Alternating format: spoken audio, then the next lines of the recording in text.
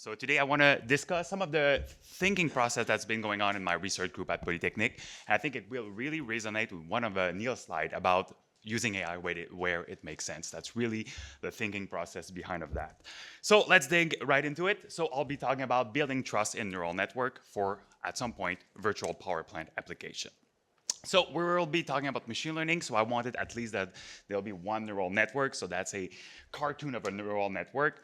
So basically here, machine learning, which most of the time means neural networks, are very good, if not excellent, nonlinear predictors. That's perfect, that's great, that gives us good empirical accuracy, but there's still a question that needs to be asked and then addressed. Are they the right tool for energy modeling? And are they compatible with high stakes or safety critical application that we can see in energy system in virtual power plant application? So in other words, what am I saying? Can we trust neural network for energy modeling? Great. So let's look at the neural network attentively. So the first one is kind of the canonical cartoon of what's going on. We have a black box. We throw at it a lot of input, call it features, and it spits out output. Maybe the feature were useful, maybe they were not, and we don't see what's going on. The process is very obscure, so there's a low interpretability, but we get good empirical performance. Then on the right side, we have a complex training process. There's a lot of things going on when training a neural network to actually get our 0.1% error or something. So we have to go through many oops, and yeah, there's a intense work to be done over there. Then our neural network, our machine learning approach, is susceptible to data corruption or to adversarial attack. Put it in a simpler way, it's not a smooth function. So if I perturb it just a little bit, my output might go off the top and I get 99 instead of 1. So I need to be certain of what's going on with that. Also, and this is as a theoretician, there's limited, if any, out-of-sample performance guarantee. I want some safety net. I want to make sure that I don't just predict something that is not out of the world. So combined all together, this results in that careful consideration must be taken to ensure reliable models are deployed on the field. That also means that at some point, there's a low acceptability for the deployment of these models in safety critical application. One of the examples that was given is controls by the previous speaker.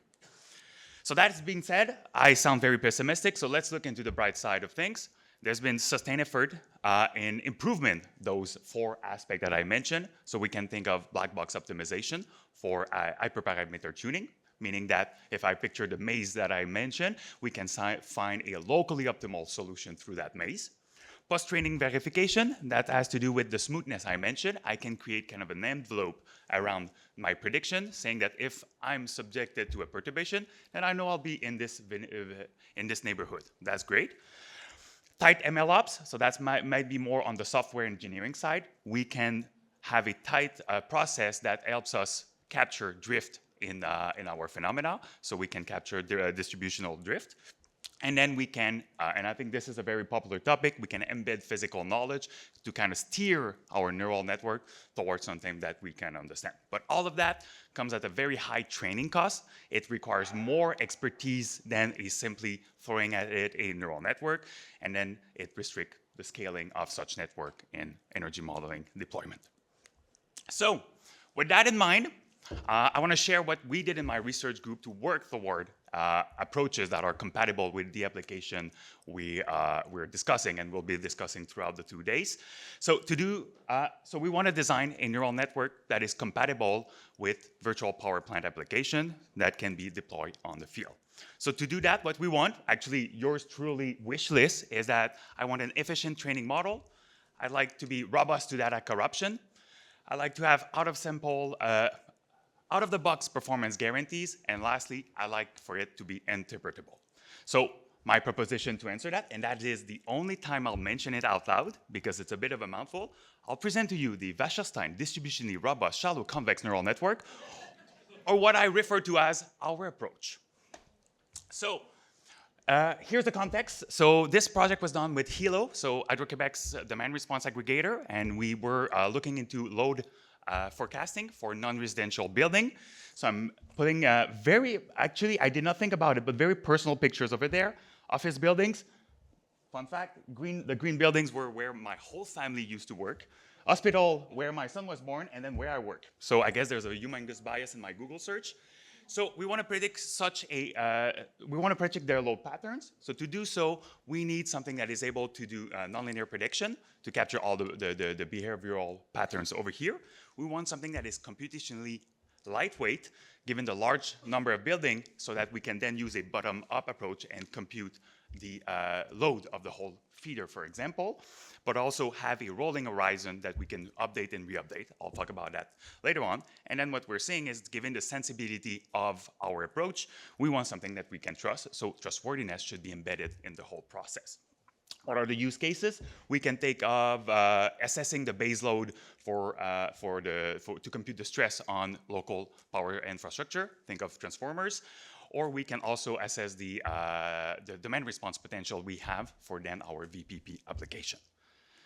So let's dig right into it. So that's my favorite part. It'll be technical and not at the same time. There's fake maths. Okay, so maths, but with words. And I just want to convey the intuition of what is our thought process in the meantime. So what we'll do is I'll simplify neural network to the maximum. It's like barely called a neural network, but still called a neural network. And why am I doing that?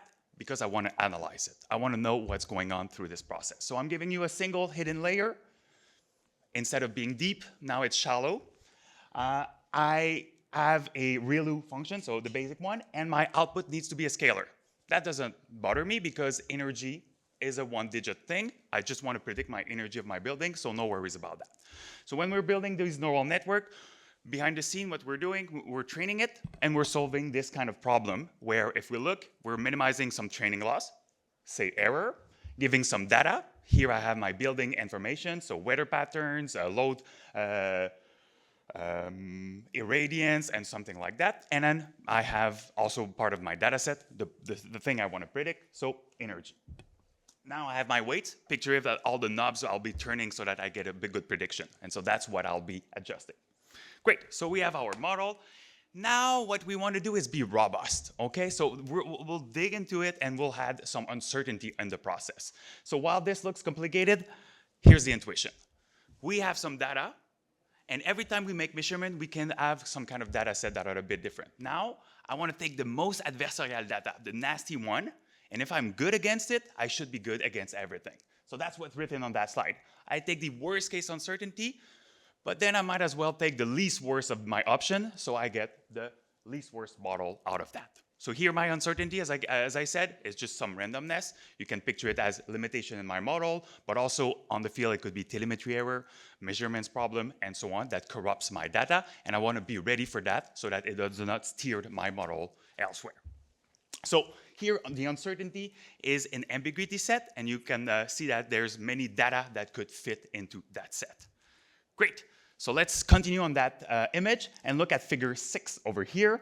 So we have our data set. We made measurement on the field, but now if I was to repeat that, I could have other data. I call it data I. So what I want to do is be able that if I swept through a lot of data sets, I'm still good against all those data. In the 3D world, if I was to compute the distance between the gentleman here and myself, I would use the so-called Euclidean distance, basically the diagonal. But in the space of data set, I'll use some other dude's name, Wasserstein distance, and that's basically the set I'll be building around that.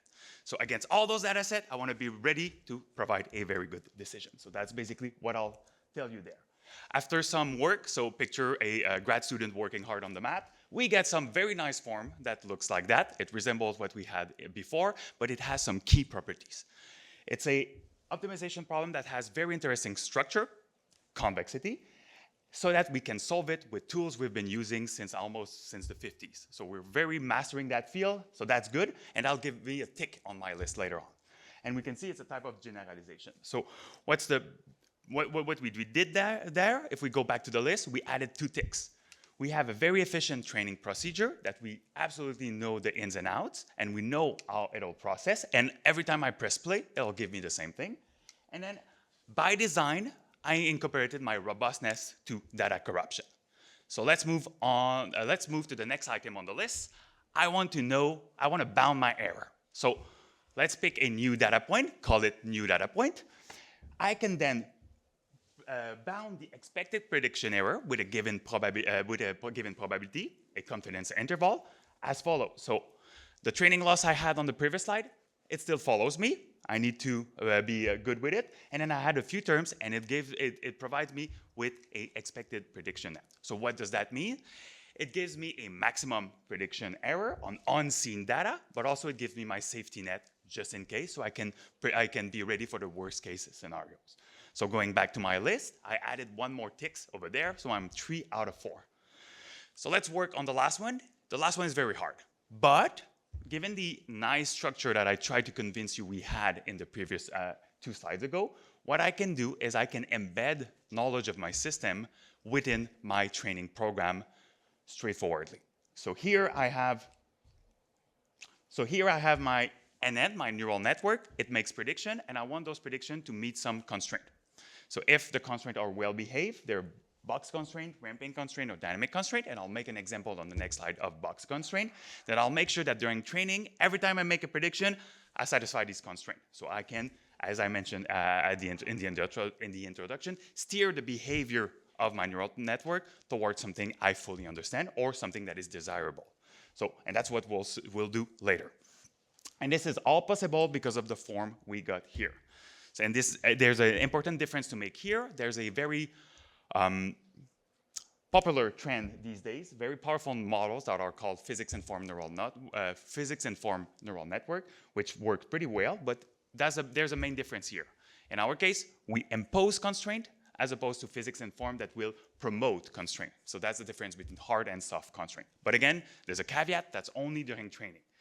During deployment, there's just so little I can say, and I'll show it on the next slide. So here, I'll just allow myself for partial marks, and I'll get a partial tick over here for interpretability because I did not fully understand what was going on, but I kind of push it towards something, some behavior that I want. So let's go back to our numerical example and illustrate that in a few numerical case studies. So I'll take back my 3 buildings. Actually, I do not know what the buildings that were supplied to me. They were anonymous, but let's still picture them. Because my model is efficient, what I'll use is a rolling horizon training window. I'll take 12 weeks of data, get a neural network for every building, make a prediction for a whole week, and then move on to the next 12 weeks and move on and move on. Because the whole process is streamlined, I can do that. And what's the advantage of that? I can capture the latest weather patterns, behavioral patterns, and so on and so forth. Then the physics constraint I'll add to the model is I'll ask my model to make predictions such that the energy consumption is above or equal to 0, meaning that my building does not magically become a generator. So when I talk of trust in our model, if my prediction tells me that sometimes I'm a generator, it kind of makes no sense, and I become a bit skeptical about the model. So that's what we'll try to impose, and then I'll compare it with some, let's say, the state-of-the-art approach for building modeling, Gaussian process, support vector regression, and another distributionally robust model. And just to give you an example, I have the building feature on the left. Day of the week, hour of the week, average consumption, and so all relevant parameters that will help me create my model. So what we have here, so the very academic slide, but I think the table is more interesting. So of course I'll show off our approach has darker, better error on the top, but what's interesting is adding physics here does not reduce too much our performance, so the cost of trustworthiness in that case is not too high. Then looking at the physics constraint. So as I said, this is only ensure during training, so during deployment, we cannot get it. So taking it as a benchmark, we still have a few predictions that predict energy consumption below 0, but we see a major decrease up to 60%, from 60% up to 200%. So there's a gain in this aspect of trust in the model. And just to give you a sense of what's going on, if I think my slide is in too high resolution. Okay, good. So if I look at the process over the course of a winter, here I have the so-called building G, and I have 3 weeks of data, and then I train, predict, and what's to be noted is gray is the actual power consumption, very hard to match, and then our model in pink does pretty good, and we avoid some of those negative behavior over there, which is something, again, that we hope will help us trust the models. So that's all I have for you today. So Just today, I wanted to discuss some of the reliability or trustworthiness aspects that are very important in safety critical in a situation like energy modeling, getting toward virtual power plant. So just to wrap up, we propose a family of neural network that meets some of the requirements we believe are central to deployment on the field, namely efficient training procedure, robustness, out-of-the-box performance guarantee, and interpretability. And again, I want to put the footnote, I did not score all my marks over there. I don't get a plus, just an A, but that's fine by me. If that's something that is of interest, the student is Julien Palage, to name him, is fantastic. He did a GitHub repository. You can pip install it, just play around with it. It's a lot of fun. And so thank you. That's all.